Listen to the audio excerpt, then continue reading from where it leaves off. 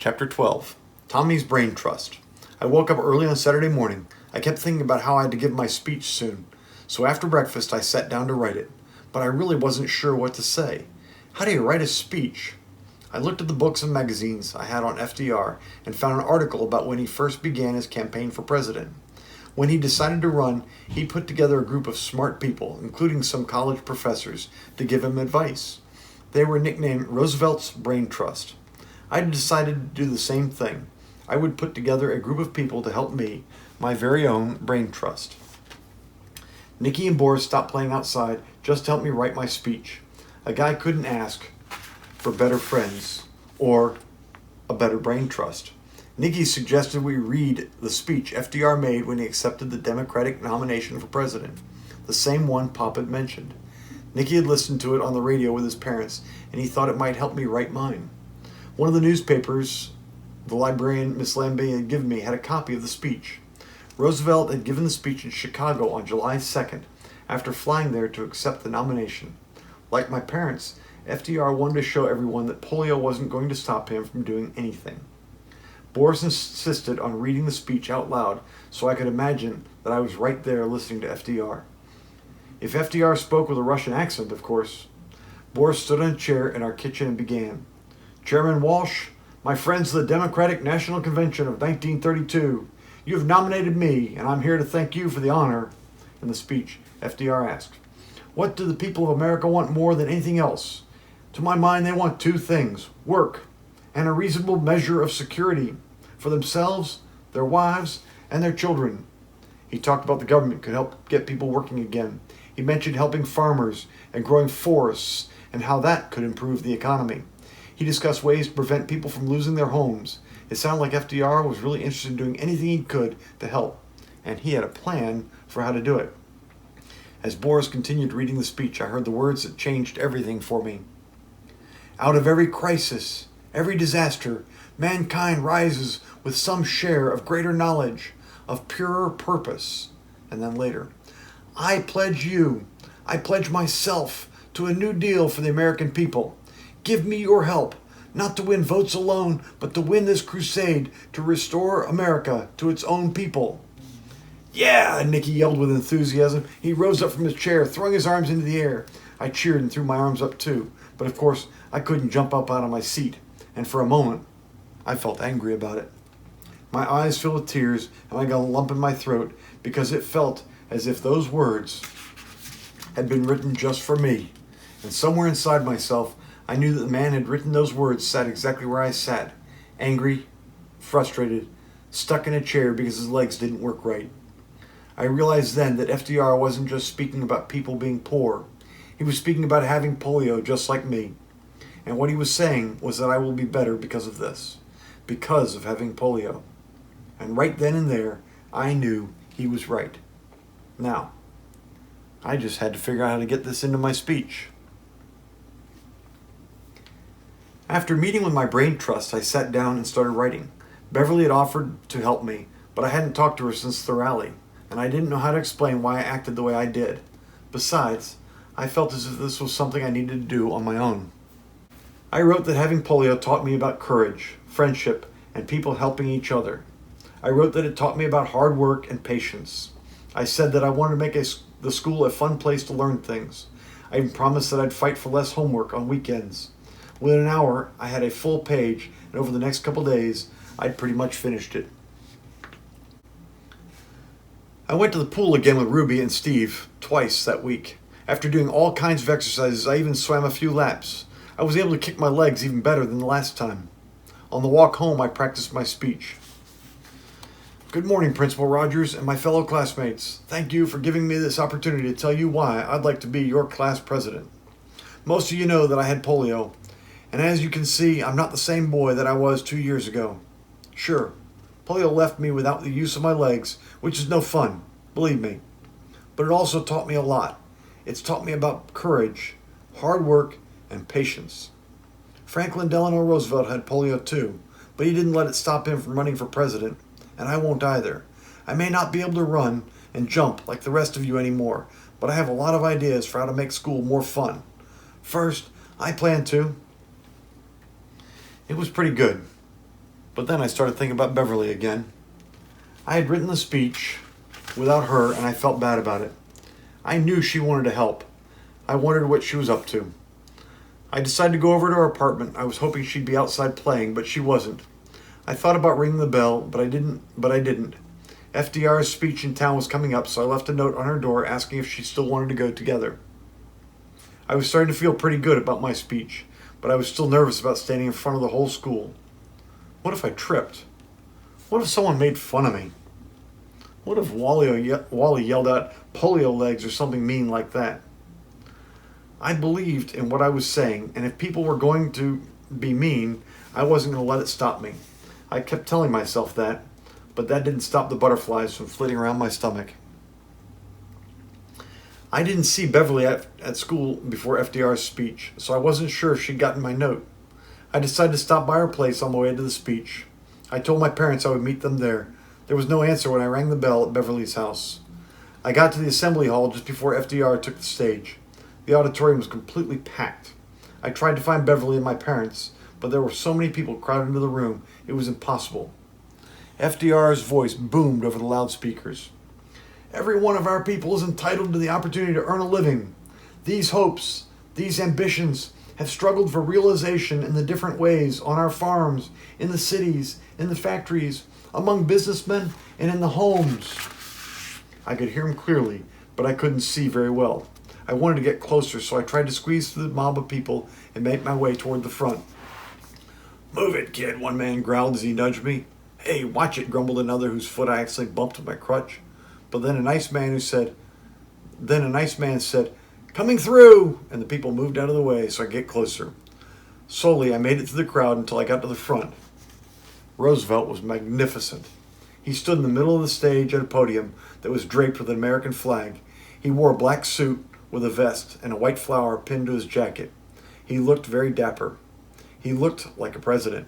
His voice was smooth and powerful, and he spoke into the microphone in front of him. "There is among you the man who has been brought up in the good American tradition to work hard and to save for a rainy day. You have worked hard," Roosevelt continued. "You now find your savings gone. You now find your job gone." I scanned the audience, looking around for Beverly or my parents. I didn't see them, but I noticed that everyone in the crowd was fascinated by FDR. They hung on his every word, grateful for what he was saying and wanting to believe that he could make a difference in their life. "We have not enticed you with offers of magic or lured you with vain promises. We have pledged you our word and our will to do," Roosevelt assured the crowd.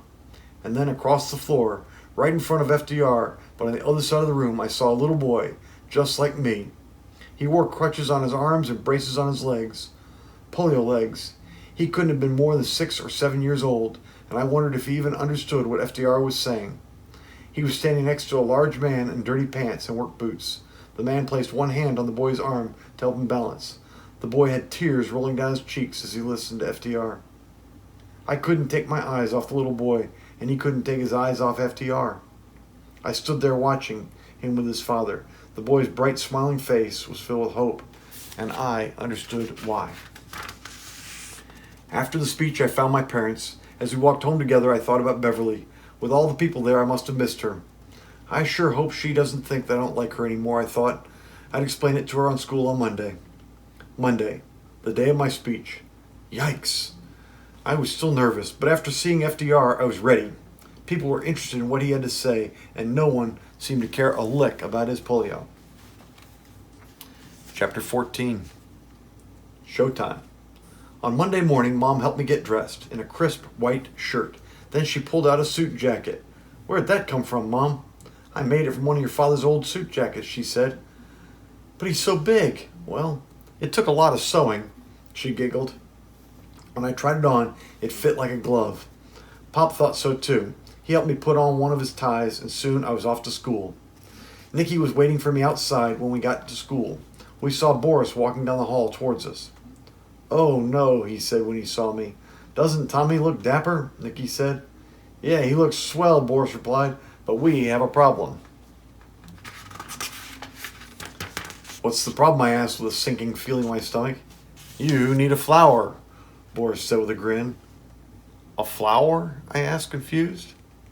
Yeah, FDR wears a flower in his coat. I'll go find you one. And just like that, Boris was running down the hall and out the door.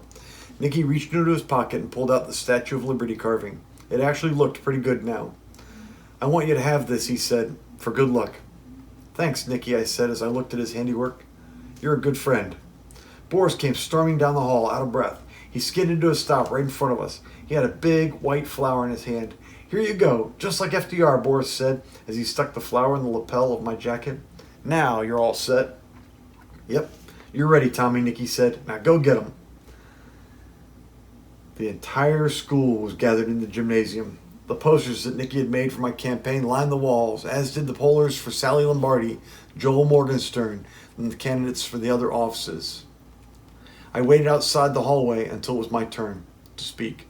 I heard lots of clapping and laughing coming from inside the gymnasium as other candidates gave their speeches. My heart was racing, my palms were clammy, my stomach was doing backflips. I was nervous, but I was excited at the same time. And then the door opened, and Boris peeked his head out. You're up, Tommy, he said. As I moved to the podium, the room became silent. So silent I could hear my braces squeaking and my heart pounding. I set my crutches against the podium, took my speech out of my pocket and spread it out in front of me. And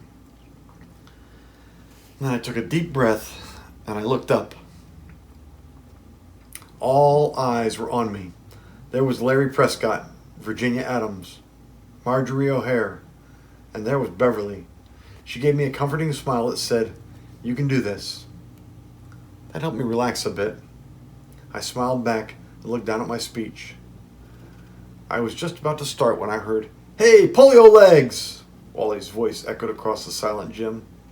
A few people giggled, and everyone turned to look at him. Oh no, not now, I thought. "How's your polio legs?" Wally in his big mouth shouted before I could even get started. I took another deep breath and then said into the microphone, hello, my name is Tommy McKnight, and since Wally's asking, my polio legs are fine. The students roared with laughter. Wally's wisecrack had left me so flustered that I lost my place in my notes. I had no choice but to wing it for a while until I could get back on track. In fact, I'm getting stronger every day, and just like FDR, I won't ever let it stop me. A few students clapped and cheered. I may not be able to run and jump like the rest of you anymore, but I have lots of ideas for how to make the school more fun. Are you ready to hear how I plan to do that? I asked. Yeah, shouted Larry Prescott, and then I heard a few more yeahs in agreement. So much for Wally trying to ruin my speech, I thought. The audience was ready to listen to what I had to say. What do the students of McKinley Junior High School want more than anything else? To my mind, they want two things: less homework and more fun activities while we're at school. I pledge myself to a new deal for the students of McKinley Junior High. I continued by stating some of my ideas for how I was going to make those things happen. When I looked to the side of the stage for just a second, I saw Boris leaning against the wall. He had his arms crossed and his head held high. He looked right at me, gave me a thumbs up, and nodded his head as if to say, "You're doing great." And I was. "Hi, Tommy. Your speech was terrific," Beverly said in the gym after the assembly was over. "Thanks, Beverly," I said. "I'm going to vote for you," she whispered. "I think a lot of people will." "Really?" I asked. "Yeah, you were funny, your ideas were smart, and the way you handle Wally, boy, you really put him in his place." "I'm sorry you didn't get to help with my speech," I said. "That's okay. Listen, Beverly, I was worried that I hurt your feelings the other night after the rally. I'm sorry I left so fast." "It's okay, you were tired." I was sort of tired, but the truth is my legs really hurt, and I didn't want you to think there was something wrong with me or I'm not strong. "Oh, Tommy, I've never thought for a second that there is anything wrong with you, and I think you're very strong." "Really?" I asked. "Really. I like you the way you are, Tommy. In the books and movies, they always talk about falling in love. I never really knew what that meant. Love is for grown-ups. But right then, I felt something warm and squishy in my chest. Was it love? I don't know. What I did know was at that moment, I liked Beverly even more than I ever had before.